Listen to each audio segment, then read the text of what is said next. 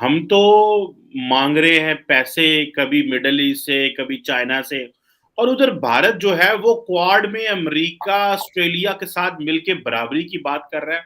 उन्होंने आज तारड़ साहब वहाँ इंडो पैसिफिक इकोनॉमिक फोरम का जो बुनियाद रख दी है और साथ में उन्होंने 13 ममालिक जो है उनको रखा है।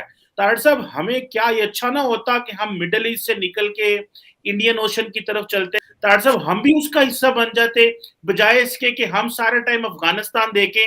उधर भारत जो है आज अमेरिका के साथ बैठ के तो मुस्तकबिल की बातें कर रहा है। प्राइम मिनिस्टर है उनके नरेंद्र मोदी साहब, वो गए हुए थे जापान में जब वो गए तो उन्हें ये ऑफर हुई कि 30 बड़ी बड़ी कंपनियां अमेरिका और जापान के 3 बड़े बड़े कंपनियों के सीईओ ने कहा कि हम इंडिया आ रहे हैं इंडिया में इन्वेस्टमेंट करने के लिए। और यार वो तो इंडिपेंडेंट लोग हैं यार, वो घुटनों के बल थोड़ी पड़े हैं, वो आईएमएफ के सामने थोड़ी लेट रहे हैं इस वक्त, उनकी तो इकोनॉमीज है। ऐसा लग रहा है जैसे खुदा ना खास्ता कोई पाकिस्तान के ऊपर कोई गैर मुल्की फौजों ने हमला कर दिया और इस्लामाबाद बंद पड़ा है, कंटेनर्स हैं सारे लगे हुए हैं, सड़कें बंद हैं, इंटरनेट बंद हो जाएगा। हमारी एक सबसे बड़ी मिसअंडरस्टैंडिंग कमर साहब, चीमा साहब, कि हम हर चीज का कंपैरिजन भारत के साथ करते हैं, ये नहीं देखते कि वो इस पॉइंट तक पहुंचे किस तरह है, उनका सफर क्या था। आज आपका कंपैरिजन उनके साथ बनता ही नहीं है। आज अगर आप कैलकुलेट करें, मेरे ख्याल में at least you are 50 years behind them. Hello friends, जय हिंद। हिंदुस्तान स्पेशल में आपका स्वागत है दोस्तों। भारत सहित 12 देश अमेरिका द्वारा शुरू किए गए इंडो पैसिफिक इकोनॉमिक फ्रेमवर्क में शामिल होने के लिए सहमत हो गए हैं। इंडो पैसिफिक इकोनॉमिक फ्रेमवर्क जिसे राष्ट्रपति जो बाइडेन द्वारा सोमवार को लॉन्च किया गया था। 13 देशों के बने इस फोरम में अर्थव्यवस्था की नई ऊंचाइयों को छुआ जाएगा। बाइडेन प्रशासन को इस बात का एहसास है कि इस क्षेत्र में व्यापार व्यवस्थाओं के लिए इसकी निकट दर्शक स्थिति इसके चारों ओर चीन के मोहर के साथ इसके इंडो पैसिफिक रणनीतिक उद्देश्य से मेल नहीं खाती। इसीलिए व्यापार करने के लिए एक नए ढांचे पर काम किया गया जिसे IPEF का नाम दिया गया है। यह फोरम चीन के लिए एक बड़ी चुनौती होगा। पाकिस्तानी मीडिया यह चर्चा कर रहा है कि काश हम भी इस फोरम में शामिल होते। दूसरी तरफ प्राइम मिनिस्टर मोदी ने टोक्यो में 30 बड़ी कंपनियों के CEO से मुलाकात की और उन्हें भारत में निवेश करने के लिए आमंत्रित किया। तो चलिए दोस्तों, आज की वीडियो की तरफ चलते हैं। ये जो सिचुएशन हमारे यहाँ डेवलप हो गई है कि हम तो मांग रहे हैं पैसे कभी मिडल ईस्ट से, कभी चाइना से और उधर भारत जो है वो क्वाड में अमेरिका, ऑस्ट्रेलिया के साथ मिलके बराबरी की बात कर रहा है। उन्होंने आज तारड़ साहब वहाँ इंडो पैसिफिक इकोनॉमिक फोरम का जो बुनियाद रख दी है और साथ में उन्होंने 13 ममालिक जो है उनको रखा है। तारड़ साहब पाकिस्तान भी तो एक नेवल पार है।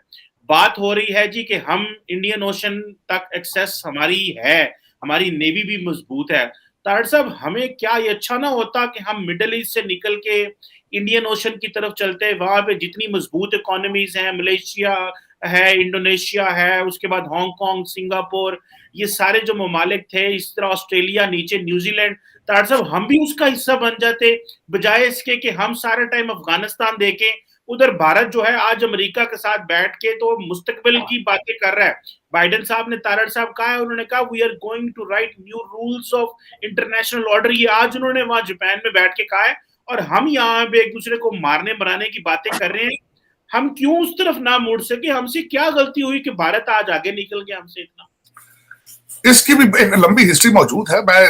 मैं इस पे थोड़ा सा बोलना चाहूंगा इस हवाले से कि आप ख्वाब देखते हैं लेकिन उसको डिलीवर नहीं कर पाते, उसमें करप्शन आड़े आ जाती है। आपने CPEC के ड्रामे को ज्वाइन किया, it was a huge opportunity अगर देखा जाए, लेकिन आपने वहां से भी $26 बिलियन उनका लूटा चाइनीज का। तो खुदारा 2 दफा सोचें कि where the hell we are heading to. और आप बिल्कुल बात जो कर रहे हैं भारत के साथ, आज मैं बल्कि ये आपसे बात ये करना चाहूंगा, हमारी एक सबसे बड़ी मिसअंडरस्टैंडिंग कमर साहब, चीमा साहब, कि हम हर चीज का कंपैरिजन भारत के साथ करते हैं, ये नहीं देखते कि वो इस पॉइंट तक पहुंचे किस तरह है, उनका सफर क्या था। आज आपका कंपैरिजन उनके साथ बनता ही नहीं है। आज अगर आप कैलकुलेट करें, मेरे ख्याल में at least you are 50 years behind them. आप उनके साथ, इन्होंने CNN के साथ बैठ के आज इमरान खान साहब ने फिर दोबारा अपने आप को कंपेयर किया कि भारत रशिया से तेल ले रहा है। और यार वो तो इंडिपेंडेंट लोग हैं यार, वो घुटनों के बल थोड़ी पड़े हैं, वो IMF के सामने थोड़ी लेट रहे हैं इस वक्त, उनकी तो इकोनॉमीज है, उनकी फॉरेन पॉलिसीज है, नेशनलिज्म है। आप जिस तरह भी कहें, मैं 100 क्रिटिसिज्म कर सकता हूं इस वक्त अगर कहें नेगेटिवली मोदी एडमिनिस्ट्रेशन को, लेकिन एक जरूर बात, जो दुनिया के अंदर नेशनलिस्ट मूवमेंट चली थी, सिर्फ एक वाहिद मूवमेंट इस वक्त सक्सेसफुल जा रही है नेशनलिज्म की, वो मोदी साहब की। और मेरे ख्याल में दुनिया को सीखना चाहिए उनसे कि how he has promoted nationalism, how he has, जिस तरीके से उसने the way they are handling. मैं हमेशा ये समझता हूं कि अगर आप खुद किसी चीज को इजाद ना कर सकें, आपको अच्छाई को कॉपी कर लेना चाहिए। लेकिन हमारे वो एक कहते हैं कि जिस तरह मैं कई दफा पहले मैंने कहा है कि डायलॉग नहीं करना, बात नहीं करनी, कारोबार बना लेना हर चीज को, सियासत को भी। लेकिन जब तक आप इन चीजों से ऊपर नहीं निकलेंगे, आप जब तक मनमोहन सिंह की पॉलिसीज को पढ़ें, किस तरह उसने India came out of all of it, उस पर देसाई साहब की उनको आपकी चीजें पढ़नी पड़ेंगी, आपको देखनी पड़ेगी कि टेक्नोक्रेसी क्या होती है, किस तरीके से कौम अपने आप को पुल करते हैं, किस तरीके से नेशनलिज्म को प्रमोट किया जाता है, किस तरीके से वफाक बिहेव करता है, सेंटर किस तरह स्टेटों को इक्वली ट्रीट करता है। ये सारी चीजें देखने वाली हैं। और हमारा इस वक्त तो कंपैरिजन नहीं है उनके साथ। आपका कंपैरिजन तो इस वक्त योर डायरेक्शंस टुवर्ड अफगानिस्तान, आपका इस वक्त कंपैरिजन बिल्कुल एब्सोल्युटली नहीं बनता भारत के साथ। आपका तो कंपैरिजन बांग्लादेश के साथ भी नहीं बनता, जो 1973 में जो छोड़ के जा चुके हैं। They are stronger than you are. अब भारत के साथ मैं इस चीज का शुरू से इसके खिलाफ हूं कि आपका you always compare everything with India. No, I think it's not at all.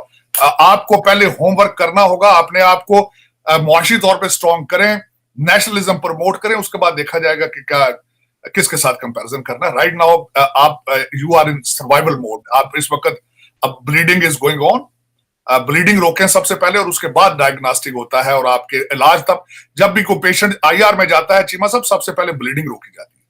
Right now you are bleeding, bleeding के बाद देखा जाता है कि डायग्नोज क्या करना है और आपको दवाई क्या देनी है। तो इस वक्त तो आप हालते जंग में हैं, कंटेनर है, आग है आपके आसपास लग चुकी है, बच्चे मार्च से तीलियां लेकर निकल चुके हैं घरों से। और इस वक्त अगर हम नहीं तो कुछ भी नहीं है। आपकी ये पॉलिसी है और ये मैं दुआ गो हूं कि पाकिस्तान अल्लाह ताला बेहतरी फरमाए। हुकूमत में ज्यादा तलखी है और मुझे इस बात का खतरा है कि जो ज्यादा पावर का यूज हो रहा है ना, पावर कल ज्यादा यूज हुई है। ऐसा लग रहा है जैसे खुदा ना खास्ता कोई पाकिस्तान के ऊपर कोई गैर मुल्की फौजों ने हमला कर दिया और इस्लामाबाद बंद पड़ा है, कंटेनर्स हैं सारे लगे हुए हैं, सड़कें बंद हैं, इंटरनेट बंद हो जाएगा, ये करो। मतलब लोगों को डरा धमका के, पता नहीं खुदा जाने, लोग डरे सहमे बैठे हैं कि पता नहीं क्या होने वाला है। ये हुकूमत का काम नहीं है। हुकूमत का काम यह है कि लोगों को आराम से, मतलब हुकूमत को इस वक्त चाहिए था, अगर हुकूमत होती कहते कुछ नहीं हो रहा है, हो रहा है मामला, फिर अपना काम करें। इंटरनेट बंद, रावलपिंडी में तातीलात, मेट्रो बंद, मोटरवे पता नहीं बंद कर रहे हैं, उसके बाद जीटी रोड बंद हो रहा है, कई जगहों पे स्कूल बंद, मरी रोड बंद, पता नहीं क्या। मतलब यहाँ पे खुदा जी, ये तो मतलब प्रॉपर जंगों की हालत में ऐसा नहीं हुआ इस्लामाबाद जैसे इस वक्त हो गया। तो इतना, और पूरा मुल्क डरा हुआ है कि भाई खुदा जाने क्या हो जाएगा। तो हुकूमत ने जितना इसके ऊपर ओवर रिएक्ट किया है, रात को अचानक सारी रात छापे पड़ रहे हैं, लोग भाग रहे हैं।